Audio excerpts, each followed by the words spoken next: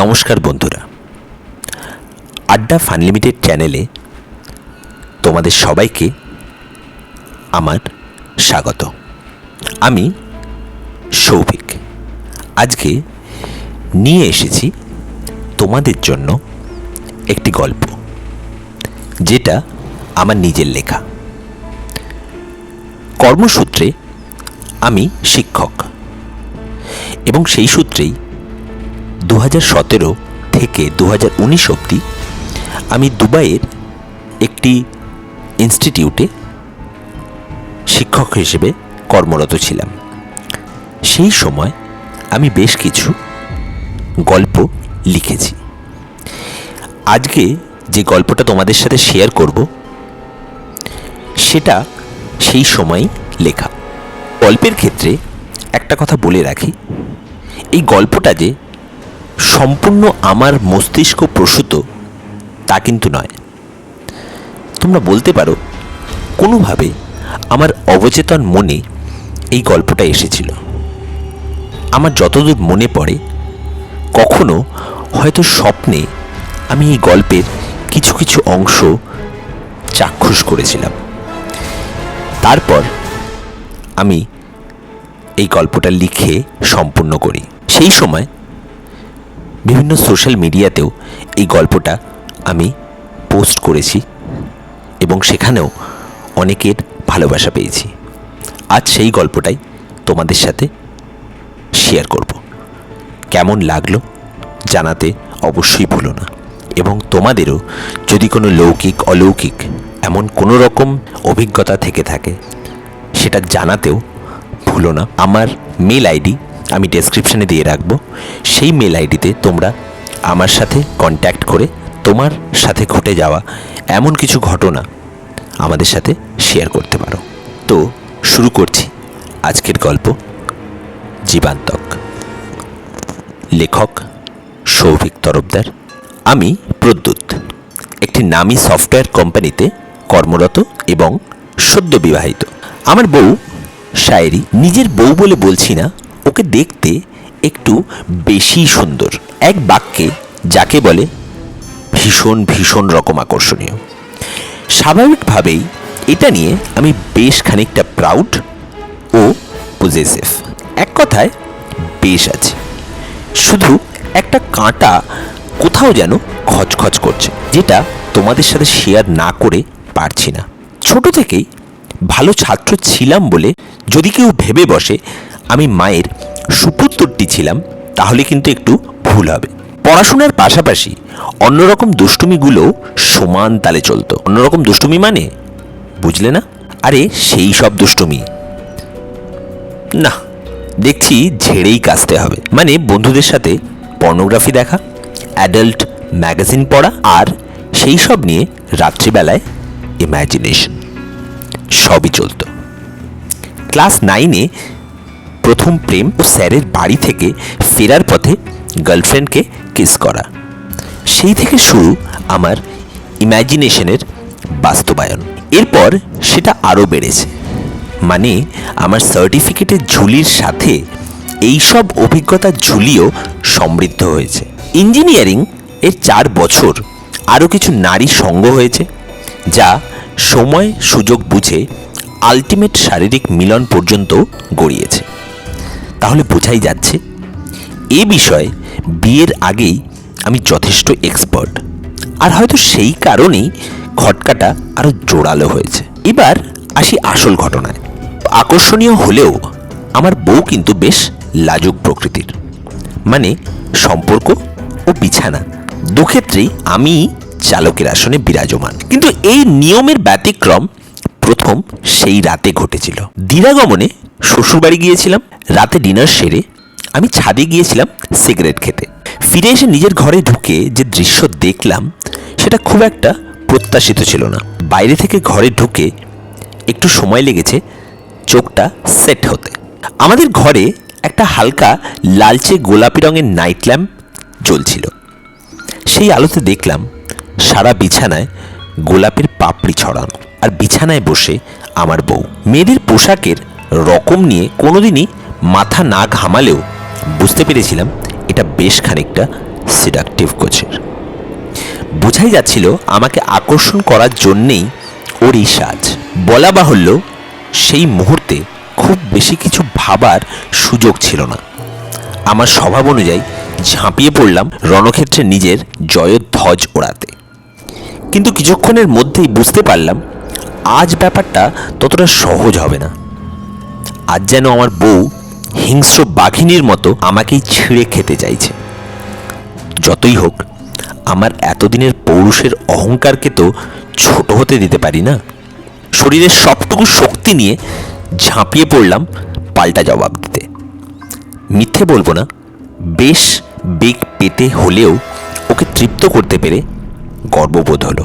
এই ভাবতে ভাবতেই আচ্ছন্ন হয়ে পড়লাম গভীর ঘুমে। পরের দিন সকালে ঘুম চোখে উঠে চায়ের কাপ হাতে যাকে দেখলাম, সে আমার সেই চেনা শান্ত বউটি। আগের দিনের রাতের লেশ মাত্র এর মধ্যে নেই। মনে মনে ভাবলাম, স্বামীকে চমকে দিতেই গত রাতের সেই হিংস্র রূপ। দু একবার কথাটা ইয়ার্কির ছলে তুলেছিলাম, কিন্তু ও এড়িয়ে গেল। ভাবলাম লজ্জা পাচ্ছে, আর ঘাঁটালাম না। কিন্তু সেই রাতের অভিজ্ঞতাটা শুধু সেই রাতেই সীমিত থাকেনি। গত দুরাত আমি সেই একই অভিজ্ঞতার শিকার। দিরাগমন সেরে বাড়ি ফিরে সব কিছুই বেশ ভালো কাটছিল। মাঝখানে প্রায় 1 মাস কেটে গেছে। এর মধ্যে একদিন শায়েরি আমায় বলল ওর মায়ের ফোন এসেছে, ওর মা বাবা ওকে একবার ওদের বাড়িতে ডেকেছে। আমি ভাবলাম বেচারি এই প্রথম মা বাবাকে ছেড়ে আছে, না হয় কয়েকদিন ঘুরেই আসুক। আমি সঙ্গে সঙ্গে হ্যাঁ বলে দিলাম। ও যেন খুশি হওয়ার বদলে হতাশ হলো। উল্টে বলতে লাগলো ও না থাকলে আমার খাওয়ার অনিয়ম হবে, অফিসে লেট হবে। আমার প্রতি বউয়ের এত কেয়ার দেখে মনে মনে বেশ খুশি হলাম। তা বলে সামাজিকতা তো আর বাদ দেওয়া যায় না। তাই বউকে বুঝিয়ে 2 দিনের জন্য বাপের বাড়ি থেকে ঘুরে আসতে বললাম। রওনা হওয়ার আগের মুহূর্তটা আমার এখনো মনে আছে। ওর চোখটা ছলছল করছিল। আমাকে জড়িয়ে ধরে বলল, আমায় ভুলে যাবে না তো? বেশ অবাক হলাম, কিন্তু পরক্ষণেই হেসে বললাম, ধুর পাগলি, মাত্র তো 2 দিন, এত সহজে কি কেউ ভুলে যায়? যথারীতি ও চলে গেল। 2 দিন পরে ফিরেও এলো, কিন্তু আমার শায়েরিকে যেন আর ফিরে পেলাম না। ব্যাপারটা ঠিক বুঝে উঠতে পারছি না। 2 দিনে কি একটা মানুষ এতটা বদলে যেতে পারে? আর পরিবর্তনটাও তো বেশিরভাগই পজিটিভ। আমার খেয়াল রাখা, যত্ন করা কোনো খামতি নেই, বরং সেসব ব্যাপারে যেন বেশ খানিকটা একরোখা। গতকাল আমার ব্রেকফাস্টে একটু বেশি তেল দেওয়ায় আমার কাজের লোকটাকে যেন একটু বেশি কড়া করে বলল। কেমন যেন একটা হিংস্র পজেসিভনেস আমায় নিয়ে। সেটাও অস্বাভাবিক কোনো মতেই বলা যায় না, কিন্তু রাত্রিবেলার সেই হিংস্রতা, দুরাতেই ওর প্রচণ্ড উত্তাপ ঠান্ডা করতে পারলেও কেমন যেন একটা ভয়ের ফিলিং হচ্ছে। আগের মতো ফ্রি থাকতে পারছি না। আমার শুধু মনে হচ্ছে এটা যেন আমার পুরনো শায়েরি না, যেন ওর শরীরে বাসা বেঁধেছে এক হিংস্র পশু, যে আমাকে নিজের কুক্ষিগত করে রাখতে চাইছে, প্রতি রাতে ভোগ করবে বলে। গত রাতে ব্যাপারটা যে পর্যায়ে পৌঁছেছে তাকে শারীরিক নির্যাতন বললেও অত্যুক্তি হবে না। আজ সকালে স্নানের সময় বাথরুমের আয়নায় তার বেশ কিছু ক্ষতচিহ্ন নিজের শরীরে প্রমাণস্বরূপ দেখতে পেলাম। আজ মনটাও বেশ ডিস্টার্বড। অফিস যাব বলে বেরিয়েও আর যেতে ইচ্ছে হলো না। বসকে ফোন করে ছুটি নিয়ে নিলাম, কিন্তু সারাটা দিন করবোটা কি? মাথার মধ্যে সেই একই চিন্তা চলতে থাকলো। আজ যেন আমার সেই শান্ত মিষ্টি শায়েরিকে আরও বেশি করে মিস করছি। কীরকম একটা ইনসিকিউর ফিলিং হচ্ছে। একবার শ্বশুর বাড়ি থেকে ঘুরে আসবো, কিন্তু হঠাৎ করে গিয়ে বলবোটা কি? কিন্তু আমার যেন শুধু মনে হচ্ছে ওখানে গেলে কিছু একটা উত্তর পাবো। এই ভেবে একটা ট্যাক্সি নিয়ে শ্বশুর বাড়ির দিকে রওনা দিলাম। স্ট্রেস বা টেনশন কিনা জানি না, কিন্তু কয়েকদিন সিগারেট খাওয়ার পরিমাণটা বেড়ে গেছে। ট্যাক্সিতে বসে পকেট থেকে সিগারেট প্যাকেটটা বের করলাম, খুলে দেখি শুধুমাত্র প্যাকেটটাই অবশিষ্ট। বেখেয়ালেই খালি প্যাকেটটা পকেটে রেখে দিয়েছি। কিন্তু একটা সিগারেট তো ধরাতেই হবে।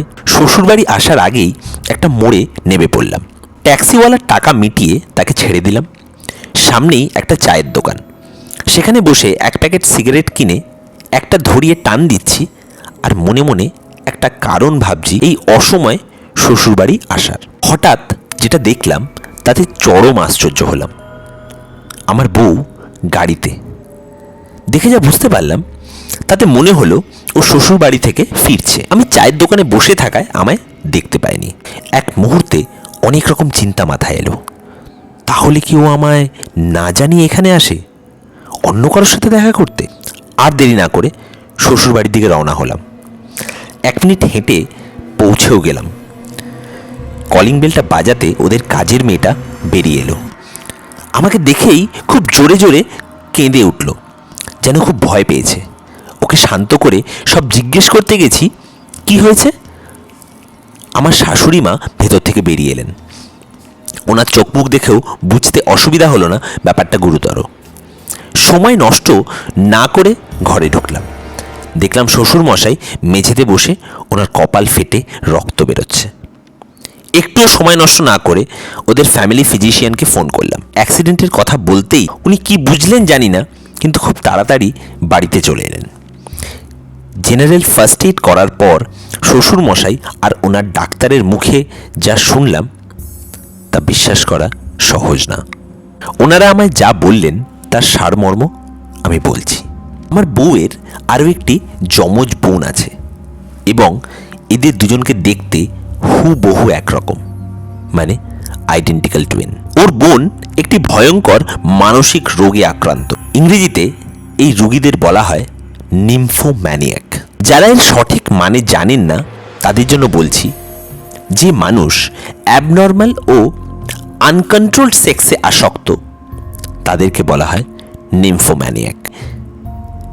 তার মানে আমার স্ত্রীর বোন অ্যাডভান্স স্টেজের নিম্ফোম্যানিয়াক, এবং তা এখন এমন পর্যায়ে পৌঁছেছে যে সে অন্য যে কোনো মানুষের মারাত্মক ক্ষতি করতেও পিছপা হবে না। বিয়ের আগে আমার শ্বশুরবাড়ির লোকেরা এত বড় ঘটনাটা আমার থেকে সম্পূর্ণ গোপন করে রেখেছিল। তাদের আশঙ্কা ছিল এই কথাটি জানাজানি হয়ে গেলে বিয়ে ভেঙে যেতে পারে। আমার শাশুড়ি এও স্বীকার করলেন যে দিরাগমনের রাতে আমার বউকে জোর করে অন্য ঘরে আটকে রেখে ওর বোন নিজে আমার সাথে রাত্রিবাস করেছিল। লজ্জায় সে কথা ওরা আমায় জানাতে পারেনি, এবং তার 1 মাস পরে আমার শ্বশুরমশাইয়ের শরীর খারাপ হওয়ায় আমার বউ যখন ওনাকে দেখতে বাড়িতে আসে, সেই সময় ওর বোন জোর করে ওকে এখানে আটকে রেখে নিজে আমার বাড়িতে চলে আসে। বিগত কয়েকদিন প্রতিনিয়ত আমার অফিস যাওয়ার পর ও এখানে আসতো। আমার বউকে ঘুমের ইঞ্জেকশন দিয়ে এবং বয়স্ক শ্বশুর শাশুড়িকে ভয় দেখিয়ে যেত যে কাউকে বললে ও আমাদের সবাইকে প্রাণে মেরে ফেলবে। আজ যখন ও এখানে আসে তখন আমার বউ নিজেকে ছাড়িয়ে পালাতে চেষ্টা করে এবং হাতাহাতির মধ্যে শ্বশুর মশাইয়ের মাথায় চোট লাগে। এই মুহূর্তে ও আমার বউকে অজ্ঞান করে শ্বশুর মশাইয়ের গাড়ির ডিকিতে ভরে কোথাও একটা নিয়ে গেছে। এই কথা শুনে আমার পায়ের তলার মাটি সরে গেল। ভয়ে গলা শুকিয়ে আসছে। বাকিরা সুরক্ষিত থাকলেও শায়েরির জীবনে চরম বিপদ। যে কোনো সময় ওর নিজের বোনের হাতে ওর কোনো বড় ক্ষতি হয়ে যেতে পারে। মাথা ঠান্ডা রেখে শায়েরির মোবাইলে কল করে জিজ্ঞেস করলাম ও কোথায় আছে। বুঝতে অসুবিধা হলো না যে ফোনটা শায়েরি নয়, ওর বোন ধরেছে। মাথা কাটিয়ে একটা মিথ্যে কথা বললাম যে শরীরটা আজ অতটা ভালো লাগছে না, বাড়ি ফিরে আসছে। এইবার ওর গলায় একটা তাড়াহুড়ো অনুভব করলাম। যদিও মুখে বলল চলে এসো, আমি বাড়িতেই আছি। আমি আর 1 মুহূর্ত নষ্ট না করে ট্যাক্সি ধরলাম। বাড়ি ফেরার সময় আমাদের লোকাল থানায় একটা কল করে যতটা সংক্ষেপে সম্ভব পুলিশকে সবটা জানিয়ে আমার বাড়িতে চলে আসতে বললাম। আমি যখন বাড়ির সামনে ততক্ষণে পুলিশও পৌঁছে গেছে। বাড়ির বাইরে শ্বশুরমশাইয়ের গাড়িটা রাখা আছে। কি সন্দেহ হলো, পুলিশকে বাইরে অপেক্ষা করতে বলে নিজে বাড়ির ভেতরে ঢুকলাম।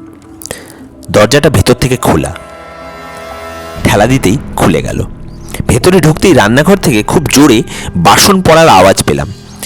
শায়েরি বলে আওয়াজ দিতেই রান্নাঘর থেকে ও সাড়া দিল এবং খুব হন্তদন্ত হয়ে রান্নাঘর থেকে বেরিয়ে এলো। আজ আর বুঝতে অসুবিধা হলো না এই আমার শায়েরি নয়। এক নজর দেখলাম সারা শরীর ঘামে ভিজে গেছে।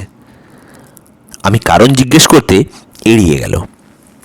উল্টে আমার শরীর কেমন আছে তাই অন্যমনস্কভাবে জিজ্ঞেস করলো। আমি ওর কাছে এক গ্লাস জল চাইলাম।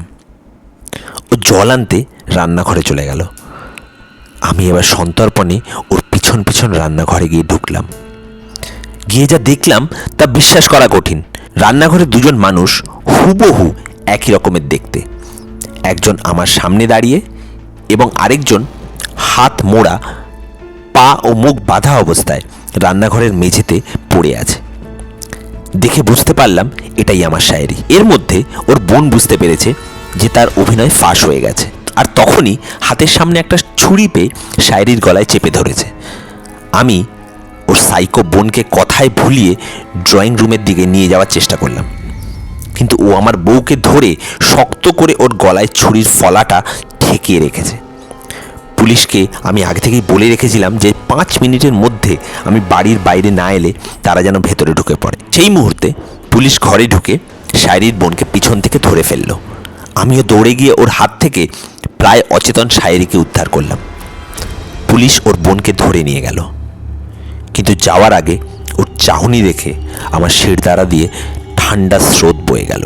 আমি অচেতন শায়েরিকে আরও শক্ত করে বুকে জড়িয়ে ধরে মনে মনে প্রতিজ্ঞা করলাম সারা জীবন ওকে এভাবেই কাছে রাখব, যেন কোনো অশুভ শক্তি আমাদের সম্পর্কের বিরুদ্ধে জীবান্তক না হয়ে উঠতে পারে। নমস্কার বন্ধুরা, গল্প জীবান্তক এই মুহূর্তে শেষ করলাম। আপনাদের কেমন লাগলো কমেন্টে জানাতে অবশ্যই ভুলবেন না, এবং যদি ভালো লাগে তাহলে চ্যানেলটিকে লাইক, শেয়ার এবং সাবস্ক্রাইব করতেও ভুলবেন না। আজকের মতো এটুকুই। দেখা হচ্ছে পরের পডকাস্টে, পরের গল্পে। ধন্যবাদ।